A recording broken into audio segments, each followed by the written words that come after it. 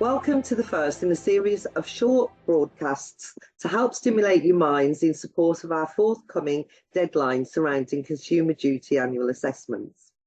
My name's Lisa Martin. I'm joined today by Martin Sykes, our Financial Services Compliance Operations Director, to bring to life some thoughts surrounding your assessments.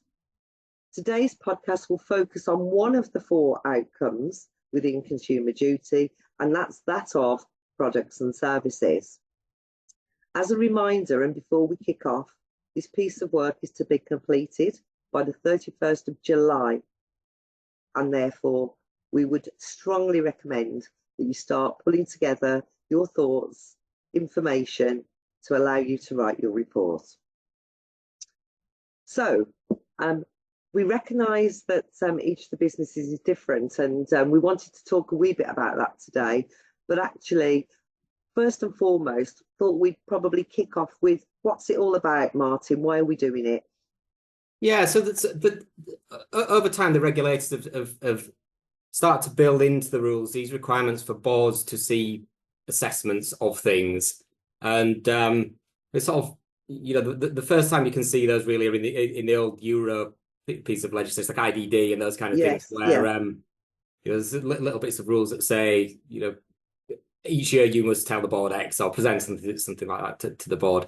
Those are kind of worked their way through into more recent FCA rulemaking. So there's some of that in the AR regime, for example, and this one as well in Consumer Duty. And the intention, it seems, really is to make sure that the important parts of the FCA rules are or compliance with those, I suppose, are addressed in a relatively formal way, relatively frequently at the most senior level in firms. And so those, you know, that's a broad intention, I think, of the set of rules.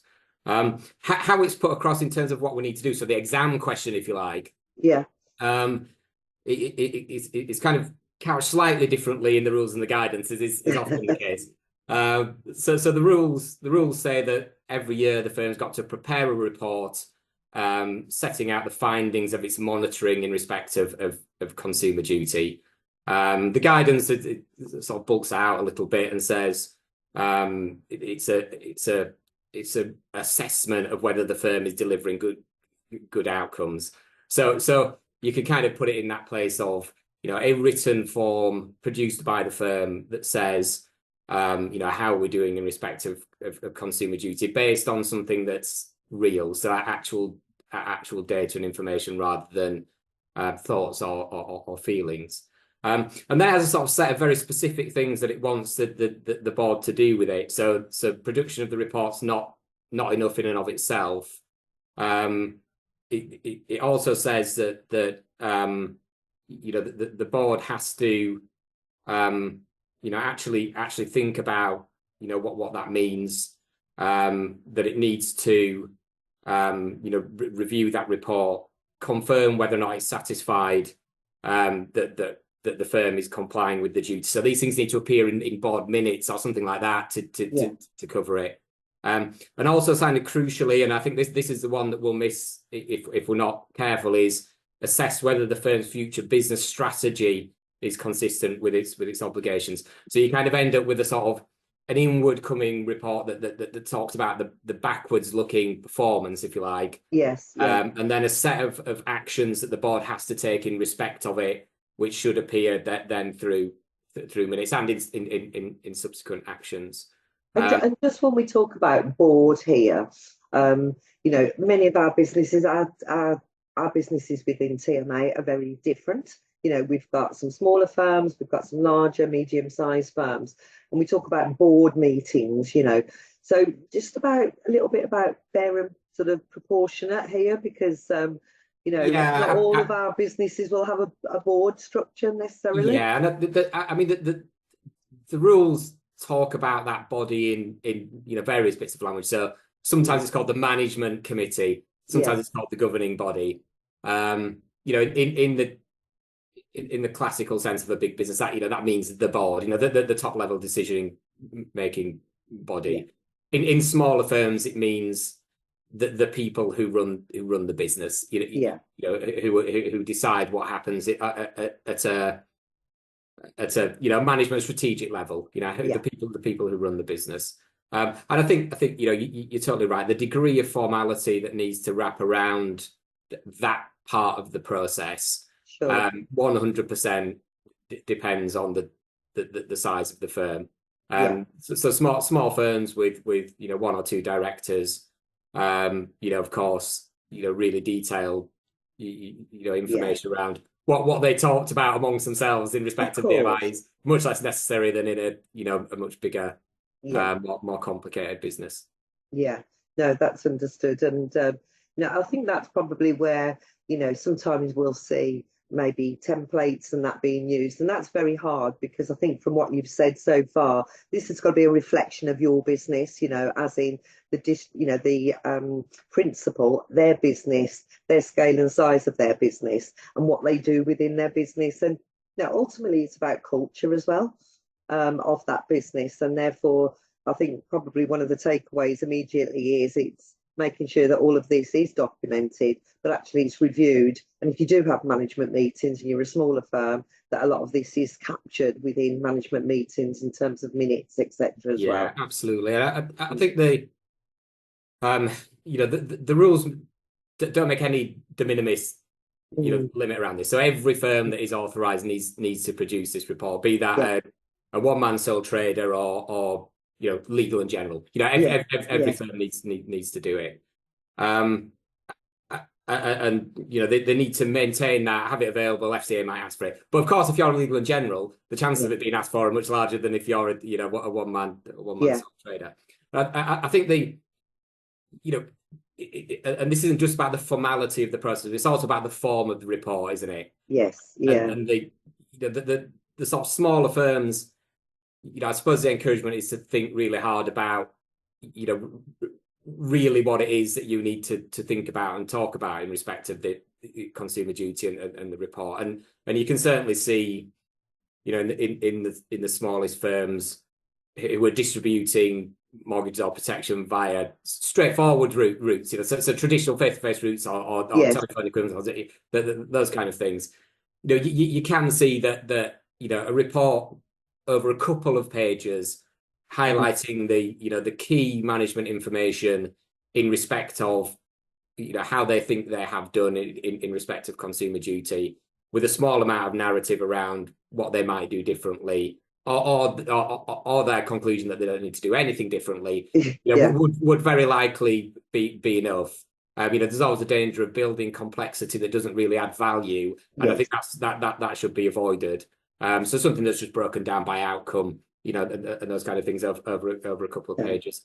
I think as you build that out into businesses that have got lots of different ways of distributing, more advisors, layers of management, more complex products. Then you get into a world where you need to get into those sort of granular sort of discussions around the different things that you're doing.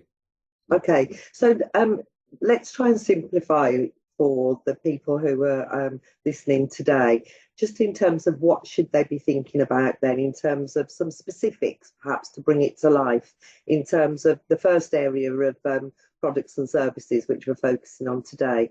What sort of things could we encourage people to start thinking about? Yeah, so if we sort of cast our minds back to consumer duty implementation. So a year ago, we were sort of desperately trying to get all the projects over the line and those kind of things. But 12 months ago, Martin. Yeah, I know, time flies, doesn't it, when you're having fun and all that. I mean, the products and services outcomes really, says we need to make sure the products and services meet the needs of the customers. The way we distribute them, so the distribution strategy and the language of the rules, is appropriate for the target market. So we know who the target market is, and we distribute it in a way that sort of works for them, and that we review the products and services regularly. Again, following on from the conversation before, the regularity being dependent on how complex and risky the thing is, that the product or the service that you're doing. I think And what sort sort of of categories does that sort of fall into in terms of products and services, and what's a bit more risky? What are the sort of things to pull out, thinking of those areas? I think if you look industry wide, Uh-huh. the sort of there's clearly an order of magnitude difference between somebody who is marketing a complex investment Hmm. to somebody who is marketing an advice service on mortgages. Uh, Sure. and so if you're running a a complex product of that type, then clearly you'd need to do a lot of review work and a lot of thinking about it. I Sure. think in the main, what we do in our world of mortgage and protection, Hmm. advising and selling, they are at the lower complexity and risk end of the market. And FCA are thinking about the market, not just about Yeah. what we do. But the riskier products for us, in our market are clearly the ones that FCA are calling out as the ones that they're worried about. So second charges, bridging, that set of niche products, and then the set of products and transactions that are linked to vulnerable customers. So Yeah. lifetime mortgages, I would say is a separate product. Also, advising on those is a different service to advising on normal mortgages, for example. Yeah. Could be treated so in the way in which we think about our services. Okay. And would DECCON fall into that? Yeah, it would, and I think the DECCON falls really into that group of Mm. customer likely or certain to be vulnerable, Yeah. and therefore needs to be addressed with a different degree of care. I think FCA probably slightly less immediately concerned about the area than they are about some of the others that I've mentioned, though. Okay. Bear in mind that they have intervened on the DECCON market quite a lot historically, and the market has moved on from the way in which it used to think about that type of Yeah. transaction. I mean, it strikes me from even what you've said so far, it is about sort of pulling data from your records as a broker, and as a principal, and looking at things like the KPIs as well, in terms of what your new business register looks like, and what is it in terms of farming those numbers, looking at that data, and then furthermore looking at the KPIs against those when we're trying to evaluate either the products, but more so the service. Yeah, totally. And I think there's sort of two elements to this one really. That the first one is our own product or service. It's a service really. So Yeah. the advising on mortgages, advising on insurance in the main in Mm. what we do. And I think the questions that the report should address in respect of those is, firstly, is that service giving the outcomes that we hope or we expect? Yeah. And kind of key and critical to that would be, are we confident that the advice that we're giving on the products is suitable? Mm-hmm. And I think off that, really you'd be wanting to feed particularly file review outcomes. If you're a firm that's large enough to need a structure that has file reviews in the process. So TMA firms who take the compliance service, they'll get good information from us around those kind of outcomes, plus any work that they do themselves. And I think the sort of the questions would be, how do you know? Are you giving suitable advice, and how do you know? And so, Mm-hmm. kind of key MI, run off file checks, complaints as well. So Yeah. advice related complaints, I think would really flow into that particular space. And again, kind of the more you do different kinds of advice, the more you want to think about, well, I'm giving suitable advice on mortgages. Mm-hmm. What am I doing on lifetime mortgages? How am I doing on protection? So you try to sort of break it down a little bit into the different product areas that you were advising on. Okay. And testing that in some respects, although KPIs give us data, but sometimes facts in terms of surveys, other ways of getting, the customer data directly back in terms of, their understanding of what they bought or the service that they actually had from the broker.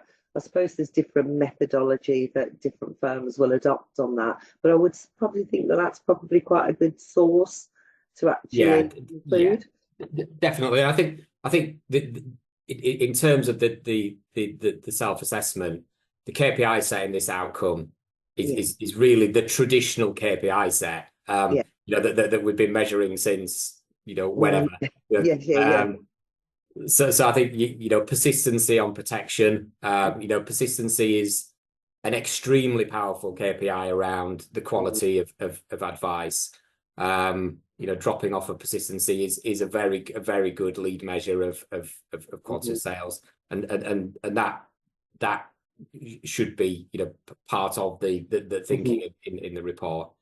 I think also I talk occasionally about the combination of persistency and straight through processing on protection. So high straight through processing and low persistency. Those are really red flag combination. And then I think you also get into most of the firms that we deal with are offering advice which is sort of whole of market in old reg language, representing the whole market, however you put it forward. That's how we present it to the customer.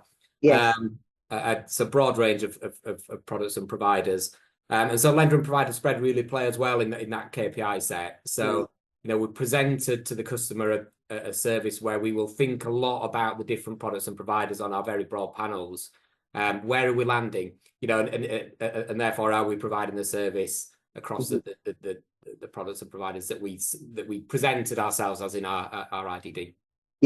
So we wouldn't expect these days to see, probably, or I don't think the regulator would expect to see the use of, 4 or 5 lenders predominantly and nobody else at all. And same in protection world, because that again can indicate maybe that it's been sold on price or something else alone as opposed to the whole picture.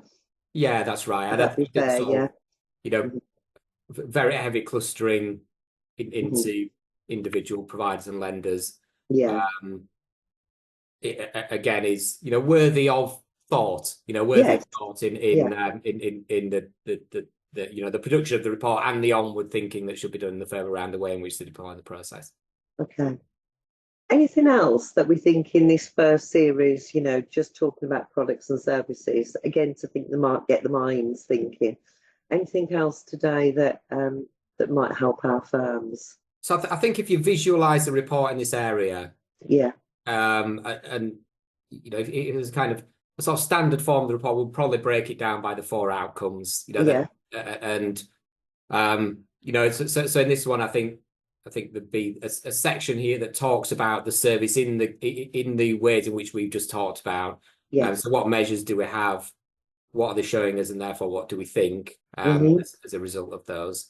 I think the other side of this outcome is around, are we distributing the products of the lenders and the providers in accordance with their target market and their distribution strategies? So again, if you think back a year or so, we were receiving all these sort of hundreds of fair value assessments. Absolutely. And on those, there were some words that said, this is how it should be. This is who it's for. Most of those are very broad, aren't they? So they say, sort of very flippantly, the life protection, life insurance ones will say they're suitable for someone who wants life insurance and is 90. And so they sort of describe the policy limits. They're not all like that though. So as you get out into the niches, some of those products are more narrowly targeted and more narrowly thought about. And so I think there is an encouragement, I suppose, from me that the report should recognise that is part of this outcome,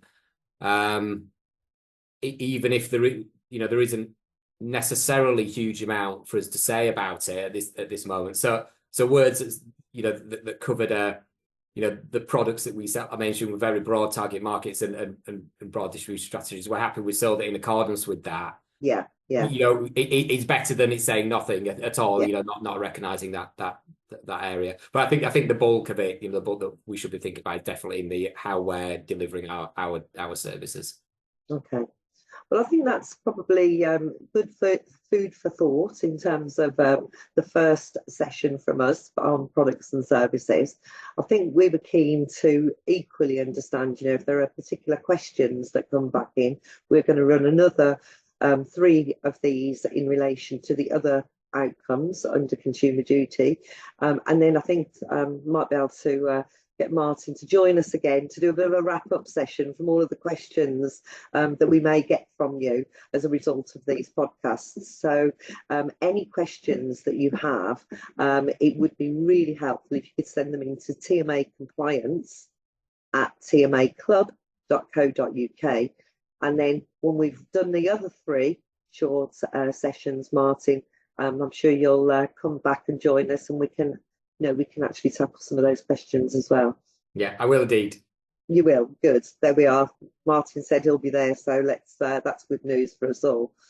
Okay, well, thank you for today. We hope that was useful, and we'll see you in the next of the series, which will all be about price and value. Thank you. Thanks.